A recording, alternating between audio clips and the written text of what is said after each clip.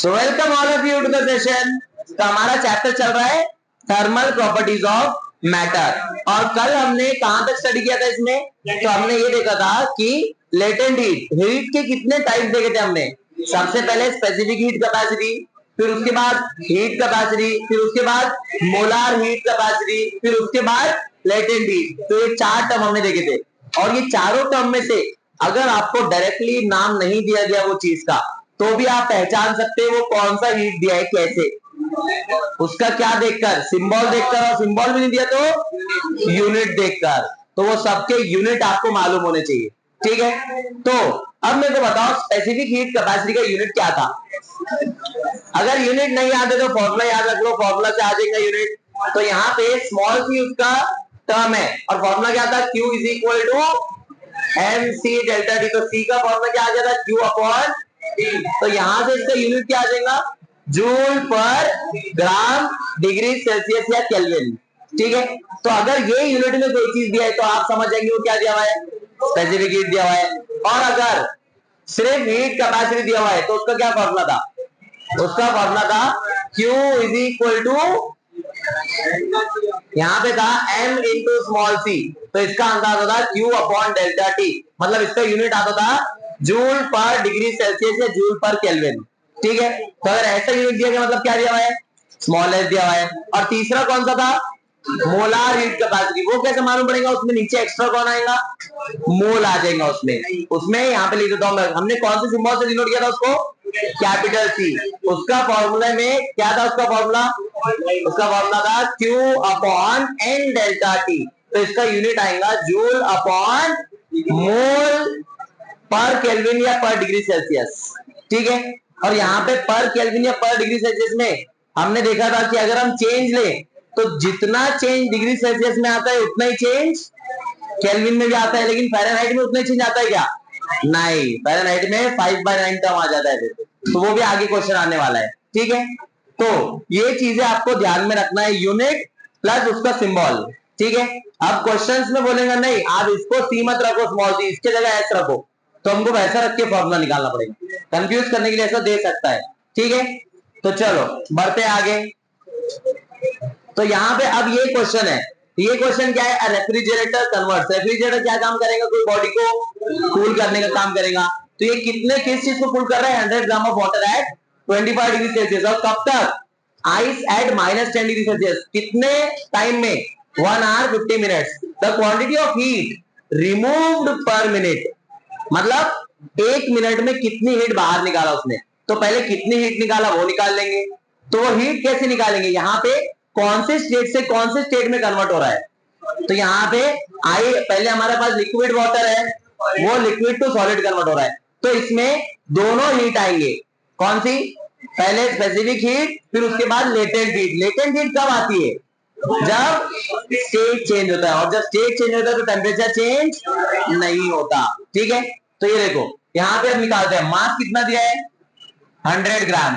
और देखो सब स्पेसिफिक हीट में जहां भी दिया है उसमें पर ग्राम ही दिया है, तो हमको ग्राम को चेंज करने की जरूरत नहीं है। तो अब देखो यहाँ पे आंसर, तो यहाँ पे कितनी हीट निकालेंगे? तो पहले हम क्या करेंगे, वाटर जो है लिक्विड फॉर्म में वो कितना है? 25 डिग्री सेल्सियस पे। तो यहां से इसको कहां लेकर जाएंगे? वाटर ही रहेगा कब? 0 डिग्री सेल्सियस तक। फिर वाटर से क्या बनेगा? आइस। उसका भी टेम्परेचर कितना रहेगा? फिर आइस का 0 से कहां तक जाने वाला है? -10 डिग्री सेल्सियस तक जाने वाला है, ठीक है। यहां तक क्लियर है। तो अब इसमें कौन सा हीट लगने वाला है? क्या इसमें लेटेंट हीट लगेगा?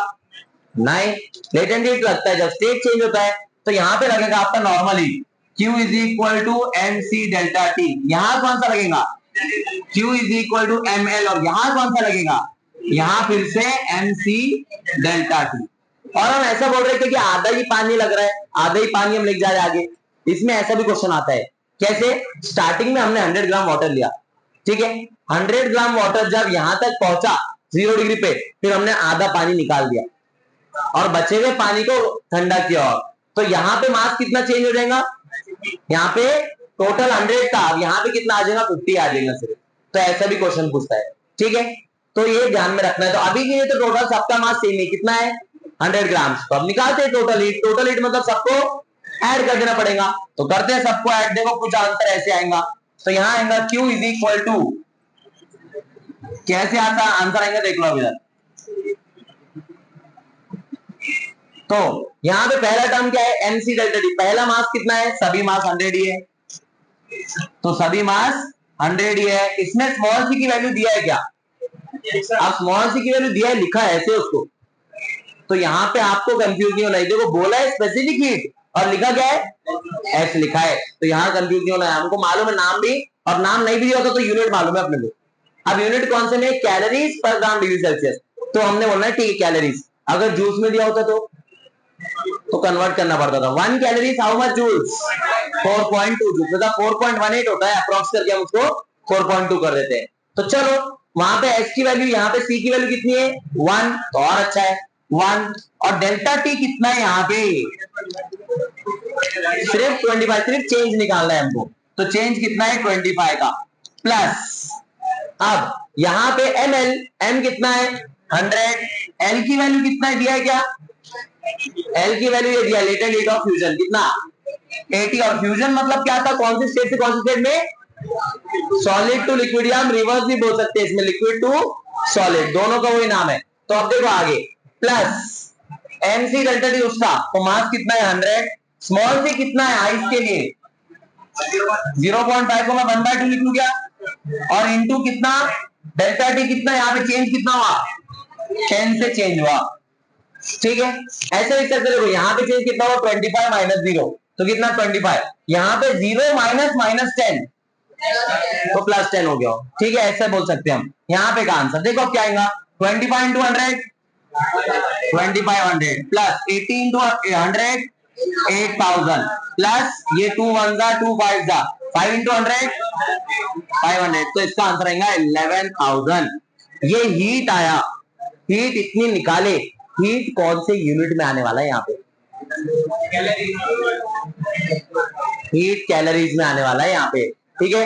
तो ये आया हमारे पास कैलोरीज में, तो ये तो पूरा हीट आ गया कि भाई जब हमने पानी को 100 ग्राम पानी को 25 डिग्री सेल्सियस से लेके -10 पे लेकर आ गए, तो टोटल हीट इतनी निकली। तो ये टोटल हीट कितने टाइम में निकली 1 आवर 50 मिनट्स, और हमको पर मिनट निकालना है। तो अब मेरे को बताओ 1 घंटा 50 मिनट में कितने मिनट्स, 1 घंटा 50 मिनट में 110 मिनट्स। तो ये देखो यहाँ पे मैं बोलूंगा 110 मिनट्स में इतनी हीट निकली, कितनी 11000। तो 1 मिनट में कितनी हीट निकलेगी, क्रॉस मल्टीप्लाई कर लो इसको, एक्स नाम दे दो कुछ तो x into 110 is equal to 1 into 11000, तो x इज इक्वल टू ऐसे कुछ आ जाएगा आंसर। तो इसमें क्या आंसर आएगा 11 1 जा 11 1 जा 2 0 एज इट इज, तो क्या आएगा आंसर इसका 100। तो इसका मीनिंग क्या है कि पर मिनट इतनी हीट निकाल रहा है वो रेफ्रिजरेटर, 1 मिनट में 100 कैलोरी निकाल रहे थे, 110 मिनट में 11000 कैलोरी उसने निकाल लिया, ठीक है, क्लियर है यहां तक। अब ये जो वैल्यूज है इसमें, ये आपको याद रखना बहुत जरूरी है। ये वैल्यूज क्वेश्चन में दिए तो अच्छी बात है, क्वेश्चन में नहीं दिए तो ये आपको याद होना चाहिए। तो ये L क्या चीज है, लेटेंट हीट, और किसमें कन्वर्जन में, आइस टू वाटर, इसमें कितना आने वाला है 80 कैलोरीज पर ग्राम। अब अगर इसमें मैंने पूछ लिया कि कैलोरीज पर केजी में निकालो, तो क्या आएगा आंसर, खाली ग्राम को किलोग्राम में कन्वर्ट करना है, तो कितना आएगा आंसर 10⁻³ नीचे आएगा, ऊपर आए तो +3, तो इसका आंसर आएगा 80 इंटू 10⁻³ कैलोरीज पर केजी। और अगर मैंने जूल में पूछ लिया तो 1 कैलोरीज हाउ मच जूल्स 4.2, तो क्या आंसर आएगा इसका 80 into 10⁻³ into 4.2 joules per kg, ऐसे कुछ आंसर आएगा। नीचे है वो डिनोमिनेटर में, ऊपर आएगा तो +3 हो जाएगा, ठीक है।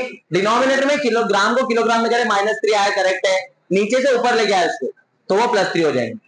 अब सेम चीज यहां भी कर सकते, यहां भी कर सकते, यहां भी कर सकते, और अब यहां एक चीज ध्यान में रखना है आपको, अगर मैंने डिग्री सेल्सियस की जगह केल्विन लिख दिया तो इसको कोई फर्क नहीं पड़ेगा। क्यों, क्योंकि जितना चेंज डिग्री सेल्सियस में हो उतना ही चेंज किसमें आता है केल्विन में। तो यहां पर डिग्री सेल्सियस की जगह मैं केल्विन रख दूं तो कोई चेंज नहीं पड़ेगा, ठीक है, यहां तक क्लियर है। तो ये चीजें आपको, अब इसका कन्वर्जन आपको करना है, इसके क्वेश्चंस भी आने वाले हैं, तो सिर्फ ऐसे ही कन्वर्जन करना है उसमें, और कुछ नहीं करना है। तो ये सबसे सिंपल लेवल के क्वेश्चंस है। तो ये देखो क्वेश्चंस कुछ ऐसे हैं इसके। अब ये क्वेश्चन है, अब देखो क्या आंसर आएगा इसका। 3 मोल्स ऑफ आइस, अब मास नहीं दिया उसका, मोल्स के फॉर्म में दे दिया है, और 3 मोल्स ऑफ आइस को कन्वर्ट करना है वाटर में एट 0 डिग्री सेल्सियस। तो अब what is the heat required?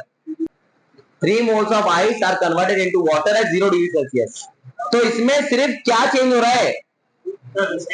0 degree Celsius पे सिर्फ स्टेट चेंज हो रहा है। तो फॉर्मूला क्या आएगा? ml, बस इतना ही आने वाला है। तो इसमें फॉर्मूला इतना ही बनने वाला है, Q is equal to ml। अब L कितना है क्वेश्चन में दिया गया, वो अपने को मालूम होना चाहिए। तो आइस टू वाटर का कितना था L? आइस टू वाटर में 80 है आंसर। तो यहां हम लिख लेंगे, चलो इसका आंसर तो मिल गया 80। m कहां से आएगा?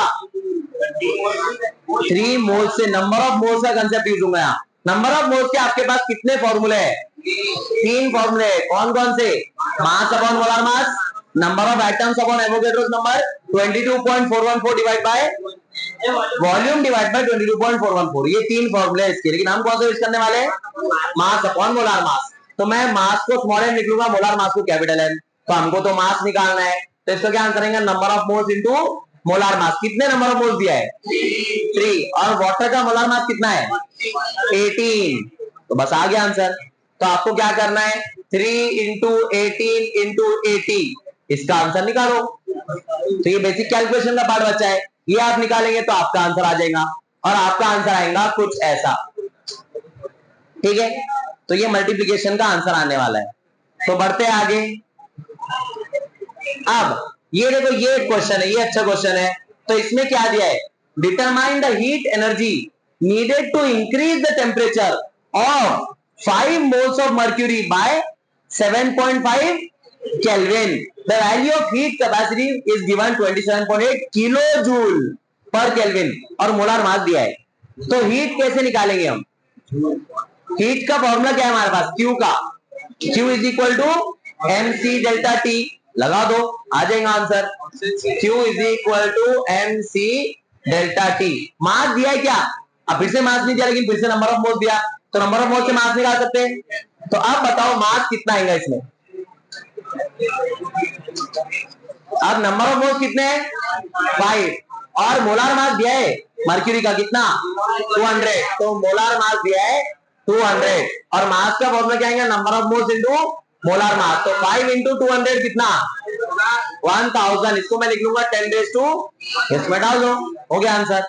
तो आंसर आएगा 10 raise to 3 into small C कितना दिया है? ये दिया है 27.8। अब मैं किलो को कन्वर्ट कर सकता हूं या नहीं भी कर सकता हूं। अगर मैंने कन्वर्ट नहीं किया तो आंसर में भी किलो दिखेगा, या फिर कर ही लेते हैं। चलो 10 रेज़ टू 3, और डेल्टा टी दिया है डायरेक्टली, कितना दिया है? अब हमको तो यहां चाहिए डेल्टा टी डिग्री सेल्सियस में। क्यों? क्योंकि हमारे पास यहाँ यूनिट दिया है। अच्छा, यहाँ पे केल्विन में दिया है, चलो ठीक है। अगर यहाँ डिग्री सेल्सियस दिया होता तो ये भी चेंज हमको डिग्री सेल्सियस में लगता, और यहाँ केल्विन है तो केल्विन में है, तो कोई टेंशन नहीं है। लेकिन अगर यहाँ पे डिग्री भी होता और ये केल्विन में दिया होता तो कुछ चेंज आता क्या? क्यों नहीं? क्योंकि दोनों का चेंज सेम होता है। ये हमने ऐसा एक फॉर्मूला निकाला था कि delta C is equal to delta K. क्या मीनिंग था इसका? कि अगर डिग्री सेल्सियस में जितना चेंज आएगा उतना ही चेंज केल्विन में आता है। ऐसा डिग्री और फ़ारेनहाइट में होता है क्या? वहां पे कन्वर्ट करना पड़ेगा ऐसा पहले, और आगे के क्वेश्चंस का ऐसा भी आने वाला है, ठीक है। तो यहाँ पे डायरेक्टली मल्टीप्लाई कर देना है, किससे? 7.5 से। बेसिक कैलकुलेशन करना है, आंसर आ जाएगा, ठीक है। तो देखो, एक दो ही फॉर्मूले लग रहे हैं इसमें। एक तो है Q is equal to mc delta T, दूसरा है Q is equal to m into L. एक है स्पेसिफिक हीट कैपेसिटी और दूसरा है लेटेंट हीट। बस ये दो ही फॉर्मूले लग रहे हैं यहाँ पे, ठीक है। तो इसका कुछ आंसर आ जाएगा, आप कैलकुलेट कर लो इसको। तो बढ़ते हैं आगे, आ सकता है, ठीक है। तो अब देखो, ये तो सबसे इजी क्वेश्चन है। चलो इसका आंसर बता देता हूं मैं। चल, ऑप्शन सी, ठीक है। तो चलो इसका आंसर बताओ। तो स्पेसिफिक हीट कैपेसिटी अपने को मालूम है पानी की कितनी है? Specific heat capacity, specific heat capacity कौन सा? एल क्या एस? एस है यहाँ पे। तो स्पेसिफिक हीट कैपेसिटी कितनी है? 1 कैलोरीज पर ग्राम डिग्री सेल्सियस। अब देखो यहाँ पे लिख लेंगे उसको, तो यहाँ पे है 1 कैलोरी पर ग्राम डिग्री सेल्सियस। ऐसा है क्या कहीं पे? नहीं है। तो आप क्या करेंगे? तो यहाँ पे ये देखो, इधर क्या करेंगे, अगर मैं इसको ऐसे लिखूं तो भी मैंने बोला था इसको कोई फर्क नहीं पड़ेगा। तो ये है क्या ऑप्शन में? ये है ऑप्शन में, तो इसका आंसर है ऑप्शन सी। ठीक है, छोटा सा क्वेश्चन था ये, ठीक है, तो लेकिन थोड़ा सा लॉजिक लगाना है। अब देखो ऐसे ही क्वेश्चन है छोटे छोटे, तो अब देखो इसका आंसर बताओ। फिर से स्पेसिफिक हीट निकालना है वाटर का, तो स्पेसिफिक हीट फिर से कितना दिया है? 1 कैलोरी पर ग्राम डिग्री सेल्सियस। लेकिन यहाँ यूनिट देखो क्या है, वो यूनिट में आपको कन्वर्ट करना है इसको। तो देखो करके, जिसका आंसर आ रहा है हाथ उठाना है, और हाथ उठाने के बाद भी ऑप्शन ऐसे है बता देना है। हाँ ठीक है, ठीक है, ठीक है, ठीक है, अरे चेंज नहीं करना था। हाँ ठीक है, ओके, ठीक है, चलेगा, ठीक है। इसको हाँ, जिसका भी आंसर आया मेथड बताना है कैसे सॉल्व करें। अब ये कौन बता सकता है मेथड कि इसको कैसे सॉल्व करना है? अब आंसर आए तो मेथड भी आना चाहिए, फिर ऐसा हवाई फायरिंग नहीं करना है। तो कैसे सॉल्व होगा? अब देखो यहाँ पे हमारे पास है कैलोरीज पर ग्राम डिग्री सेल्सियस, इससे इसको कौन से यूनिट में कन्वर्ट करना है? कैलोरीज पर मोल डिग्री सेल्सियस में। तो कैलोरीज पर मोल डिग्री सेल्सियस, तो यहाँ पे ग्राम हट के क्या आ गया? मोल आ गया। तो हमारे पास मोल का यूनिट है क्या? Mass upon molar mass. तो उसका अगर मैं मोल की जगह लिख दूं वैल्यू एन की जगह, तो मैं क्या लिख दूंगा? Mass upon molar mass. तो यहाँ एन की जगह लिख लूंगा मैं मास अपॉन मोलार मास। ठीक है, तो यहाँ पे आएगी मोल, तो यहाँ पे मैं लिख लूंगा इसका मास। मास का यूनिट क्या रहेगा? ग्राम। तो मैं यहाँ पे ऐसे लिख लूंगा कैलोरीज पर मोल। अब ये मोल की जगह क्या लिख रहा हूं मैं? एक मिनट, मोल की जगह मैं लिख रहा हूं मास अपॉन मोलार मास। ठीक है, तो अब देखो यहाँ पे हमको वाटर के बारे में दोनों में से क्या चीज पता है? मोलार मास पता है। तो यहाँ पे अब ये देखो, ये है क्या? 18 कैलोरी पर मोल डिग्री सेल्सियस। तो इसका आंसर है ऑप्शन डी। ठीक है, तो नंबर ऑफ मोल जो भी चीज का दिया। अब एक और इसमें चीज आता है, इसमें एक टर्म आता है, इसमें केमिस्ट्री का कुछ भी नाम आ सकता है। अब इसमें तो वाटर या अमोनिया है, तो क्या करेंगे? अमोनिया का फॉर्मूला क्या है? NH3। अगर लाइमस्टोन आ गया, लाइमस्टोन का केमिकल फॉर्मूला क्या है? CaCO3, कैल्शियम कार्बोनेट भी बोला जाता है उसको। ठीक है, तो ऐसे कुछ भी नाम आ सकता है, सोडियम बाइकार्बोनेट। तो आपको ये सबका मोलार मास मालूम होना चाहिए। चलो ये क्लियर हो गया। अब जिसमें भी नंबर ऑफ मोल्स में पूछा तो उसके मोलार मास से ऊपर मल्टीप्लाई कर देना है, तो आंसर आ जाएगा आपका। अगर मैंने अमोनिया के लिए पूछा है तो क्या आंसर आएगा बताओ? अमोनिया का मोलार मास कितना आएगा? नाइट्रोजन का कितना है? 14, और 3 हाइड्रोजन का 3, 14 प्लस 3, तो इसमें क्या आंसर आएगा? 17 कैलोरीज पर मोल डिग्री सेल्सियस। लेकिन अब यहाँ पे पानी के लिए 1 आंसर था, अमोनिया के लिए क्वेश्चन में देना चाहिए। तो क्वेश्चन में जो भी रहेगा वो नंबर से मल्टीप्लाई करना पड़ेगा। ठीक है, मान लो अमोनिया के लिए x वैल्यू दिया, तो x को मल्टीप्लाई करना पड़ेगा 17 से। ठीक है, क्लियर है यहां तक? तो चलो बढ़ते हैं आगे। तो अब आइस का बताना है specific heat capacity. Similar question.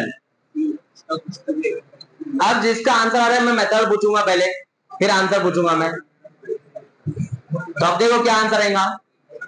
Specific heat capacity कितना था आइस का? आइस का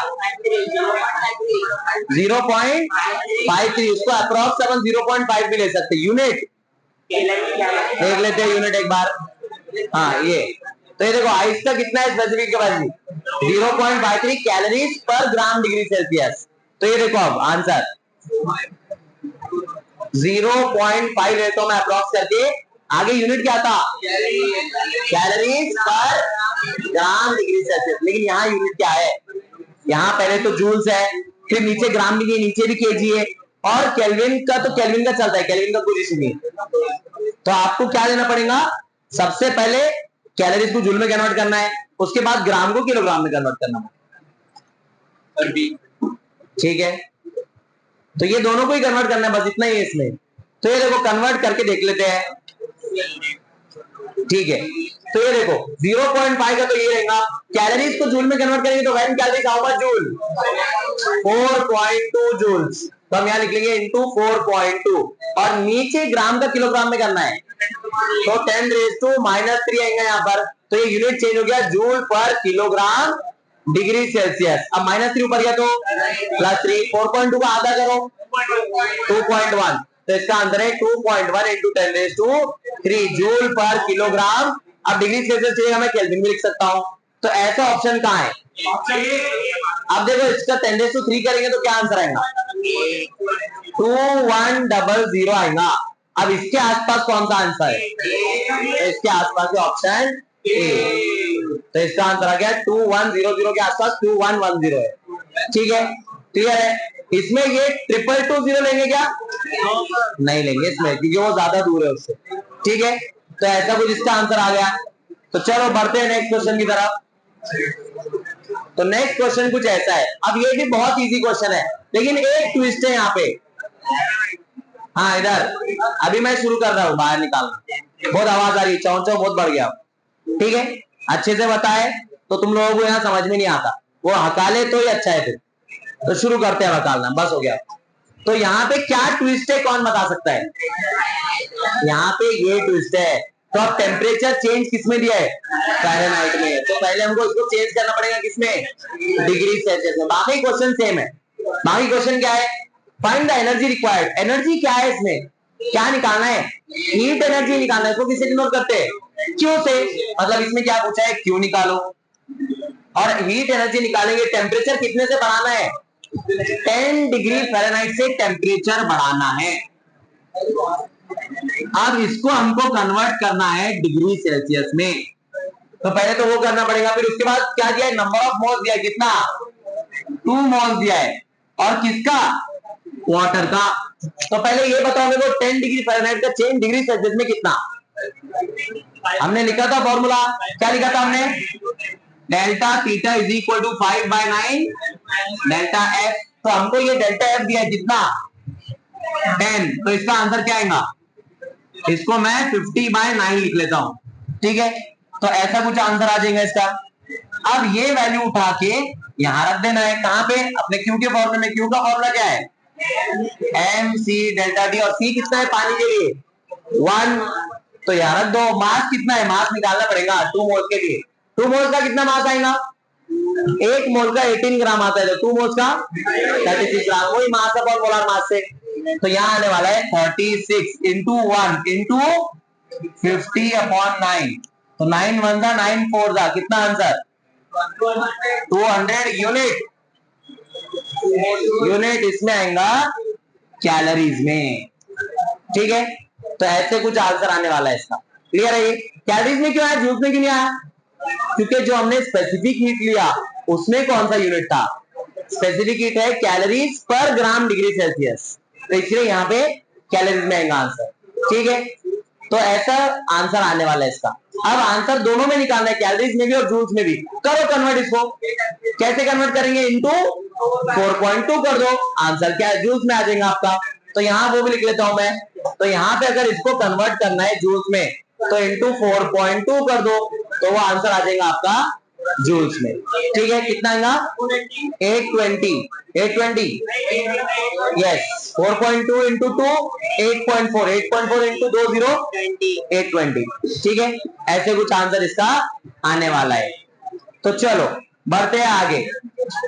तो अब ये देखो, अब ये आप लोग बताओ, तो इसमें क्या दिया है? हीट कैपेसिटी दिया है। हीट कैपेसिटी मतलब कौन सा सिंबल? एस दिया हुआ है। कितना दिया हुआ है? 20 कैलोरीज पर केल्विन। मास कितना दिया है? 5 ग्राम। और क्या दिया है? How much energy will be required to increase its temperature by 20 degree Celsius. तो ये क्या दिया है? डेल्टा टी दिया हुआ है। और हमको क्या निकालना है? हमको निकालना है क्यू। तो क्यू का आप फॉर्मूला कौन सा यूज करेंगे? एमसी डेल्टा टी करना है, लेकिन एम दिया हुआ है लेकिन स्मॉल सी नहीं दिया, तो आप क्या करेंगे? क्यू अपॉन डेल्टा टी, वो तो स्मॉल एस का फॉर्मूला है, या फिर स्मॉल एस का फॉर्मूला डायरेक्ट लगा दो यहाँ पे। देखो स्मॉल एस का फॉर्मूला क्या था, स्मॉल एस का फॉर्मूला क्या है, स्मॉल एस का formula Q by delta T नहीं, स्मॉल एस का फॉर्मूला एनसी है क्या, तो ये एनसी की जगह क्या लिख लेंगे, स्मॉल एस लिख लो। तो स्मॉल एस की वैल्यू दिया हुआ है क्या, तो इसका आंसर आएगा 20 इंटू 20 कितना हो गया आंसर। अब इसी को बस जूल्स में कन्वर्ट करोगे 4.2 से मल्टीप्लाई कर दो, हो जाएगा आंसर। तो इसके देखो छोटे छोटे क्वेश्चन आ रहे हैं अभी तो, और बहुत सिंपल क्वेश्चन है, थोड़ा सा लॉजिक लगाना है बस, ठीक है। तो चलो बढ़ते हैं आगे। अब ये देखो ये क्वेश्चन है, ये बहुत जबरदस्त क्वेश्चन है। अब देखो कैसे क्वेश्चन है, a piece of ice falls down from a height h so that it melts completely। हमने आइस को मतलब एक बर्फ के टुकड़े को प्लेन में से नीचे फेंका है, और हम ऐसा बोल रहे हैं कि जमीन तक आने तक वो पूरा बर्फ पानी बन गया, पिघल गया हो, ठीक है। तो melts completely, only 1/4 of the heat produced is absorbed by the ice। मतलब उसमें जितनी भी हीट प्रोड्यूस हुई वहां पर, उसमें से कितनी हीट कन्वर्जन के लिए काम में, सिर्फ 1/4 हीट कन्वर्जन के काम में, ठीक है। और बाकी की हीट का क्या हुआ, बाकी की हीट से पानी गर्म हो गया उसमें का गया, तो क्या हुआ, the value of this H is. अब जब हमने बॉडी को ऊपर से फेंका, तो जब वो बॉडी एच हाइट पे, तो उसके पास कौन सी एनर्जी होती है, पोटेंशियल एनर्जी। अभी वो रुकी हुई है ऊपर बॉडी, जब कोई बॉडी रेस्ट में है तो उसके पास कौन सी एनर्जी है, पोटेंशियल एनर्जी है। और उसको जब छोड़े तो वो एनर्जी कन्वर्ट हुई किसमें, हीट एनर्जी में। तो यहाँ पे हम बोलेंगे पोटेंशियल एनर्जी जितनी भी है वो किसमें कन्वर्ट हो रही है, काइनेटिक में तो हो रही है, उसकी वजह से टेम्परेचर बढ़ रहा है, और उसकी वजह से स्टेट चेंज हो रहा है। तो जब स्टेट चेंज होगा तो कौन सी एनर्जी आती है, लेटेंट हीट। तो मैं लिख लेता लेटेंट हीट QL। लेकिन ये पूरा का पूरा एनर्जी नहीं लगा इसमें स्टेट चेंज करने के लिए, कितना हाइट आया था तो आपको चेंज करना पड़ा, 1/4 of the heat produce is absorb by the ice. तो यहाँ पे इसका जितना भी हीट प्रोड्यूस हुआ उसका क्या करना पड़ेगा, 1/4 करना पड़ेगा, तो इतना हीट उसको लेटेंट हीट में लग गया, ठीक है। तो P का फॉर्मूला क्या है पोटेंशियल एनर्जी का, mgh/4 इज इक्वल टू, इसका फॉर्मूला क्या है, ml, क्या कैंसिल होगा, m कैंसिल हो गया, तो हमको h का आंसर निकालना है। तो h का आंसर आएगा आपका 4L/g। L की वैल्यू दिया है क्या, ये दिया है 3.4 इंटू 10⁵ और g कितना दिया है, g की वैल्यू 10 दिया है। करो इसको सॉल्व, सिंपल मल्टीप्लिकेशन है ये तो, ठीक है। ये देखो 4 4 का 16 का 6 कैरी 1 4 का 12 और 1 13, तो यहाँ पे आएगा 13.6 इंटू 10⁵। अब आंसर तो किलोमीटर में दिया है, तो क्या करेंगे 10⁵, अच्छा ये और एक 1 भी है, तो ये 4 हो जाएगा। तो यहाँ पे आंसर आएगा 136 किलोमीटर, तो ये ऑप्शन सी, ठीक है। तो ऐसे कुछ आंसर आया इसका, यहां तक क्लियर है। अब इसके जगह एक ऐसे क्वेश्चन बोला मैंने आपको, क्वेश्चन क्या है, एक आइस ब्लॉक को हम क्या कर रहे हैं, कुछ स्पीड से लेकर जा रहे हैं, एक आइस ब्लॉक को कुछ स्पीड से लेकर जा रहे हैं, और वो स्पीड से लेकर जाने की वजह से आइस पिघल रहा है, और कुछ टाइम के बाद वो आइस पूरा पिघल गया, तो उसका आंसर निकालो। तो उसका आंसर कैसे आएगा आप, अब एनर्जी कौन सी लेंगे आप, अब आप काइनेटिक एनर्जी लेंगे, क्योंकि वो बॉडी मूव हो रही है, तो मूव होने की वेलोसिटी दिया है, तो हाफ mv² लगा देंगे आप। तो यहाँ क्या आएगा, बस पोटेंशियल एनर्जी की जगह काइनेटिक एनर्जी आ जाएगी। और ये अगर हाइट 1/3 दिया होता तो क्या करते थे, यहाँ पे बाय 3 करते थे। अगर ऐसा दिया होता था कि पूरी हाइट में आधा ही आइस मेल्ट हुआ, आप क्या करते थे, अब यहाँ पे m/2 लेते थे हम, ये आधा ही आइस मेल्ट हुआ, पूरा आइस मेल्ट हुआ क्या, नहीं हुआ, लेके गए थे पूरा मेल्ट हुआ आधा ही, तो ऐसा कुछ आंसर आ जाएगा, ठीक है। तो इसमें ऐसे ट्विस्ट हो सकता है, क्लियर है यहां तक। तो चलो आते हैं नेक्स्ट क्वेश्चन पे। तो यहाँ पे देखो, अब ये नॉर्मली हमारे पास करते हैं लोग, पानी स्प्रिंकल कर रहे हैं, तो पानी स्प्रिंकल करने से क्या होगा, हीट कम होगी थोड़ी। हीट कम क्यों होगी, जैसा बारिश के बाद भी नॉर्मली होता है कि अपने को गर्मी थोड़ी कम लगती है, लगता है थोड़ा कूल एनवायरनमेंट हो गया है, तो ऐसा क्यों लगता है, तो जो पानी गिरता है वो पानी क्या करता है, आसपास की हीट एब्जॉर्ब कर लेता है, और वो हीट उसने बहुत ज्यादा भी एब्जॉर्ब कर लिया तो उसमें इतना कुछ चेंज क्यों? क्योंकि उसकी स्पेसिफिक हीट ज्यादा है। और हमने ये देखा है जिसकी स्पेसिफिक हीट बहुत ज्यादा होती है उसके टेम्परेचर में चेंज बहुत कम होता है। तो उसने आसपास की हीट अपनी एब्जॉर्ब कर ली। तो इसमें दोनों आंसर हो सकते हैं। अब अगर इसमें आंसर ऐसा दिया है कि it absorbs heat from the surrounding तो वो सही रहेगा। Heat of vaporization. अब हीट ऑफ वेपराइजेशन मतलब क्या? पानी को वेपर बनने के लिए कितना हीट लगता है? क्या वो भी ज्यादा है? यस वो भी तो ज्यादा है। तो इसमें ये भी ऑप्शन सही है। तो अब हम लेंगे कौन सा? अब तो दोनों तो दिया हुआ नहीं है। अब ये देखो यहाँ पे कौन सा लेंगे। अब हमको काम क्या करना है? रूम टेम्परेचर मान लो हाई है और हमने पानी स्प्रिंकल किया तो वो टेम्परेचर की कौन एब्जॉर्ब करेगा? वाटर एब्जॉर्ब करेगा। अब वाटर अगर वो एब्जॉर्ब करता है तो वाटर की हमको कौन सी एनर्जी देखना पड़ेगा या कौन सा टर्म देखना पड़ेगा कि अगर उसने हीट एब्जॉर्ब किया तो वेपर नहीं बनना चाहिए। तो ऐसा कौन से ऑप्शन में? तो ऐसा तो ऑप्शन डी में है। इसलिए इस केस में क्या सही रहेगा? ऑप्शन इसमें ऑप्शन डी सही रहेगा। तो चलो बढ़ते हैं आगे। अब ये क्वेश्चन है इसका आंसर होगा बहुत easy answer concept based question है। तो अब देखो क्या है question. Boiling water is changing into steam they in this condition the specific heat is. अब ये देखो फॉर्मूला बताओ। फॉर्मूला बताओ किसका? स्पेसिफिक हीट का। स्पेसिफिक हीट का फॉर्मूला क्या है? यहाँ पे Q is equal to M C delta T से निकालते हैं हम। तो C is equal to Q by M delta T. यहाँ पे डेल्टा टी कितना है? स्टेट चेंज हो रहा है टेम्परेचर चेंज। तो डेल्टा टी 0 तो C कितना? इनफाइनाइट अपॉन 0 आ गया तो आंसर इनफाइनाइट चल जाता है। ठीक है तो ऐसा कुछ ये देखो बेसिक क्वेश्चन था लॉजिकल क्वेश्चन। हाँ इधर बॉयज अब इसमें और क्या चेंज आ सकता है क्वेश्चन में? इसमें बोला इसने लिक्विड टू स्टीम कन्वर्ट हो रहा है। इसमें आएगा आइस टू वाटर कन्वर्ट हो रहा है वाटर टू आइस कन्वर्ट हो रहा है। तो जब जब स्टेट चेंज होगा स्मॉल सी का आंसर कितना हो जाएगा? इन्फिनिटी हो जाएगा इनफाइनाइट हो जाएगा। क्लियर है?